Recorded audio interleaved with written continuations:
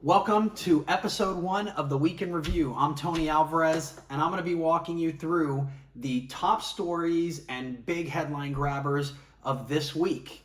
And I'm going to be doing that from a layman's point of view. You see, I am kind of that middle of the road American. I'm that right there in the center. I've got that fiscal conservative nature, but I'm also a social liberal. So pretty much I'm like every normal, everyday American.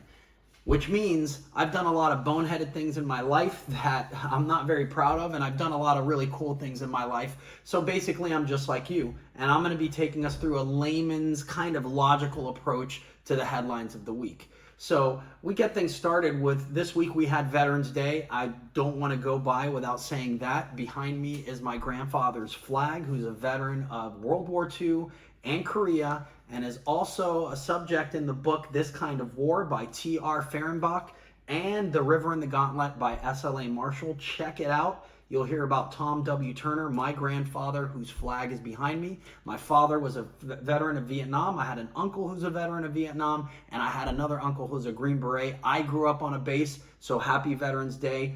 Thank you to our troops. Thank you for everything that you do. We wouldn't have our freedom without you. So let's get started. It's been a crazy, crazy week in politics. Obviously, Donald Trump won the election. He's president-elect. That Donald Trump will become the 47th president of the United States.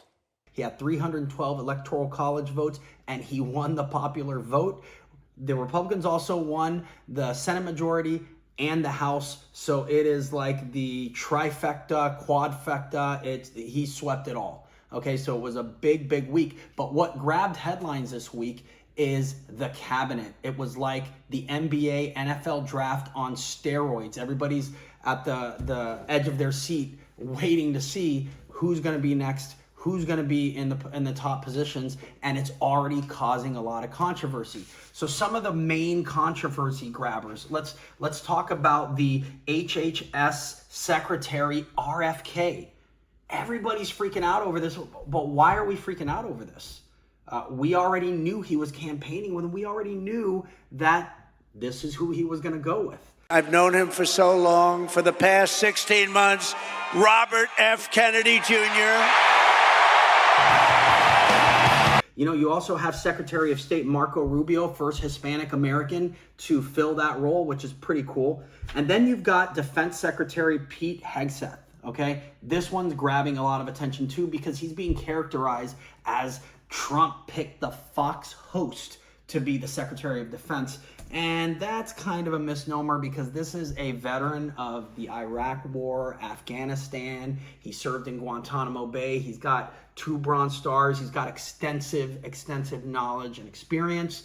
I think he's going to be a fine choice. But what's really bothering me is we get heartburn over Tulsi Gabbard, RFK, Vivek Ramaswamy, Elon Musk taking over DOGE, Department of Government Efficiency, a department that's yet to be created, and they've got 2 years to get things done, but everybody's freaking out over this. Now, let me think. They won the popular vote, and America saw Tulsi, RFK, Elon Musk, Vivek Ramaswamy, Marco Rubio, this entire cast of characters campaigning with him. I'm pretty sure that this is what the American people voted for. And if I were you, senators, I wouldn't go against what the American people want. Now, I know there's a lot of people out there that are struggling. I know there's a lot of people out there that dislike Trump. He's a polarizing character, and let's just see what the next 4 years has to offer. But I think when it comes to the cabinet, let's see what these people can do. That's the point of these choices, is to shake things up. That's what the American people overwhelmingly voted for, is to shake things up. So I think it's crazy that, yeah, you have the right to question these picks, but you kind of saw them coming with the exception of his AG choice, and that's Matt Gaetz. And I get it. I get it. He's another polarizing character, but that DOJ hasn't been on their best behavior, and I feel like this is the guy that's going to whip them into shape. I could be wrong, but I I have to have trust in Trump. And the reason I trust him is because he picked J.D. Vance as his running mate. And when he picked J.D. Vance, I was like, no, this is a mistake. I didn't like it. I didn't like it at all. I didn't like the pick. I thought it was wrong. I thought it was wrong for America. And then all of a sudden, J.D. Vance opened his mouth, and he's an absolute stud rock star. The perfect choice. So I'm going to put a little faith in Trump's choices here. Margaret, the rules were that you guys weren't going to fact check. And since you're fact checking me, I think it's important to say what's actually going on. So there's an application called the CBP One app where you can go on as an illegal migrant, apply for asylum or apply for parole, and be granted legal status at the wave of a Kamala Harris open border wand. I'm going to put a little faith in Trump's choices here. I think these people are going to do a solid job. And again, Senate, if I were you, I wouldn't go against the will of the American people. I mean, they overwhelmingly voted for Trump, and they saw this cast of characters with him. You know what? Even Matt Gaetz was helping him out when he was rehearsing for Kamala. So, speaking of Kamala, wow, another headline grabber this week. Straying a little bit away from the cabinet is that campaign that she ran raked in over $1 billion, and somehow at the end of her campaign ended up $20 million in debt. $20 million in debt? $20 million in debt? This is just an epic disaster. $20 million or $18 million in debt. Right. It's incredible. And I raised millions of that. I have friends that I have to be accountable to and to explain what happened because I told them it was a margin of error race. I was promised, Jen O'Malley Dillon promised all of us that Harris would win. She even put videos out saying that Harris would win. I believed her. My donors believed her. And so they wrote massive checks. I feel like a lot of us were misled. The campaign is reportedly $20 million in debt. $1 billion, $20 million in debt. I guess it doesn't pay to pay off all these celebrities. And where'd that get you? Oprah, Beyonce, Taylor Swift, Julia Roberts, George Clooney. You had everybody under the sun. Who?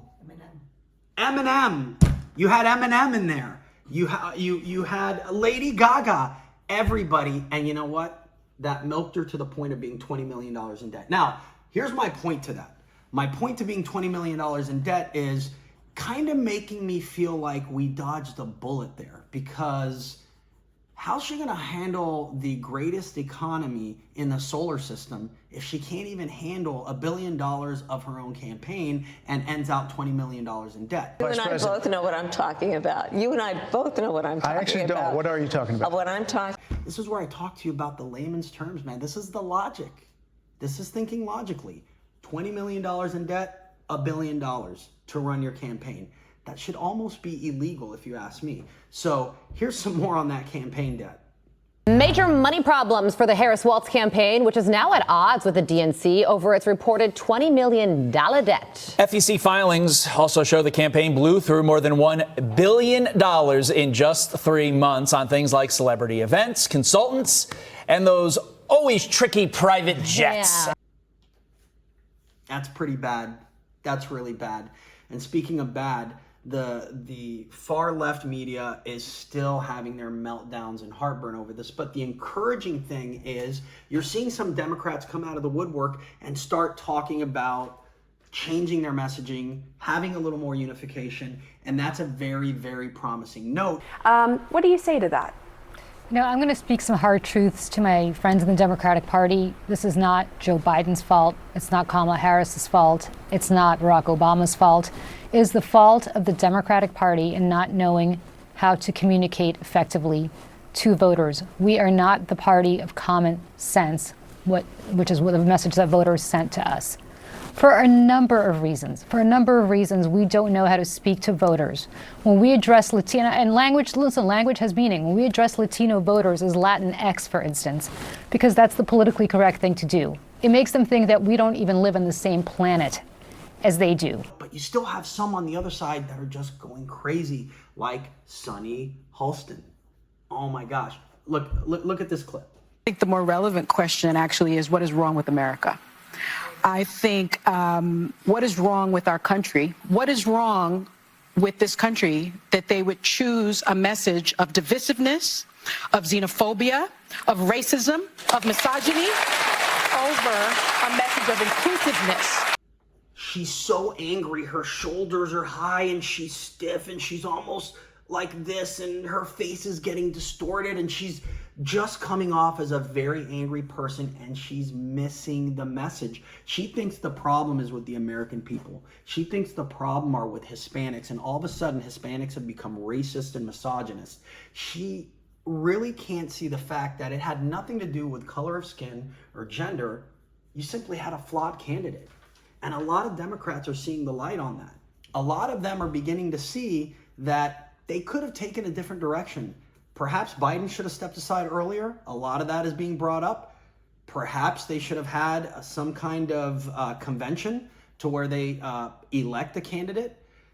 That didn't happen. Kamala stepped right in the role, and she is a flawed candidate. She got out of the 2020 election pretty quickly, torpedoed by Tulsi Gabbard. Proportionately negatively impacting black and brown people all across this country today. Now, Senator Harris says she's proud of her record as a prosecutor and that she'll be a prosecutor president, but I'm deeply concerned about this record. There are too many examples to cite, but she put over 1,500 people in jail for marijuana violations and then laughed about it when she was asked if she ever smoked marijuana. She blocked evidence. She blocked evidence that would have freed an innocent man from death row until the courts forced her to do so. She kept people in prison beyond their sentences to use them as cheap labor. So here's another clip of Sunny, and it's starting to look bitter and sad, and like she has the inability to really see the light here and really see what she probably should be seeing. Surprised at the result, but I'm not surprised. As a woman of color, I was so hopeful that a mixed race woman married to a Jewish guy could be elected president of this country. And I think that it had nothing to do with policy. I think this was a referendum of cultural resentment in this country. Even AOC is seeing it, that this party, the Democrat Party, needs to evolve. They need to change their messaging. They need to get away from all the woke stuff and start talking to people like me, people right down the middle, right down the fairway. And they just didn't do that this year. It's 100% Trump. I'm 100% a Trump guy. I know that bothers people. I know it polarizes people, but the proof is in the pudding. We looked at his previous 4 years, and I'm looking at the people that he's putting on deck right now. Pretty optimistic about it. Pretty optimistic about it. And speaking of that, mainstream media death. We have found in this election that the mainstream media is dying. Up on the screen. So apparently MSNBC, which did very well on election night and eclipsed CNN for the first time ever, now they have lost half of their viewers compared to this time last year. She had 54% of their viewers. I believe CNN also completely plummeted after Election Day. And online resources like your social media, your podcasts, your commentators, all of that long-form interviewing that Donald Trump did made all the difference in the world. And is Barron Trump not the ultimate campaign manager? He got him on half of these podcasts that really brought out the youth vote. But this tells me that mainstream media is dying, and they know it. CNN numbers are down, MSNBC numbers are down, and you know what? Not a real big fan of Fox either. I think they do the same thing, just in reverse. And you're seeing podcasts like Joe Rogan and PVD, which happens to be my favorite, Patrick Bet-David. If you watch this, which I doubt you ever will, you're awesome. And these kind of long form shows and podcasts are really, really making a difference, and I think made all the difference in the world in Trump's campaign, and I think it brought him over the edge. And at the very end, the day before the election, Joe Rogan even endorsed Trump, and I think that brought a lot to the table. So it's been a pretty interesting week. You've had candidates getting in debt. You've had cabinet members being picked. You've had the media going crazy over it. You've had more mainstream media meltdowns. And you've just it's just been an exciting week when it comes to politics. I hope this isn't the topic week after week. I hope that we're going to see a lot better days in our future and we can talk about other things. But for right now, it looks like politics are the hot topic. But let me switch gears a little bit. I want to go to that Mike Tyson, Jake Paul thing. Okay, that Mike Tyson, Jake Paul fight, I was amped up for. I was a huge Mike Tyson fan in my childhood. Saw him in the 80s. It was awesome. This guy was ferocious. He scared the hell out of me. He was a beast. And I'm going to tell you right now, something in my gut told me that this was a farce. Something in my gut told me that this was just a total setup. Friendship between Mike Tyson and Jake Paul. I think they had a sparring competition in the ring, a glorified sparring competition, and I think they're laughing all the way to the bank right now. I don't blame them. I think the biggest blow thrown in this fight was Mike Tyson's slap before the fight even started. Oh, ladies and gentlemen. So that was a non-starter. That fight was just a huge disappointment. And on the flip side, Netflix was a disaster. That broadcast, oh man, that broadcast was a struggle. It looked unorganized. It looked shattered. It looked like it was in shambles. The commentators didn't seem like they knew what was up. Nobody could hear each other. And on top of that, I don't know if there was a lack of server action or memory on those servers, but it could not handle the load of people watching that broadcast. And you know what? It was a disappointing broadcast anyway. So, you know, I guess it was justice served.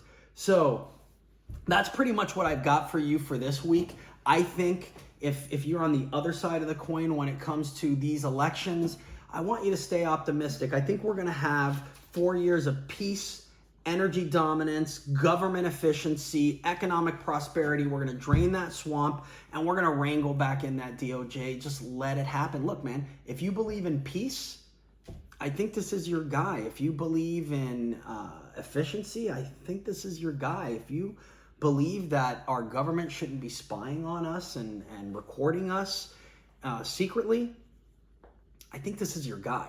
So with that, I'm going to tell you, if you're up against it and you're going through it, remember it's just a small window of time. You'll get beyond it. And if you're in a good stage in life, enjoy the ride. This is Tony Alvarez, Week in Review. Peace.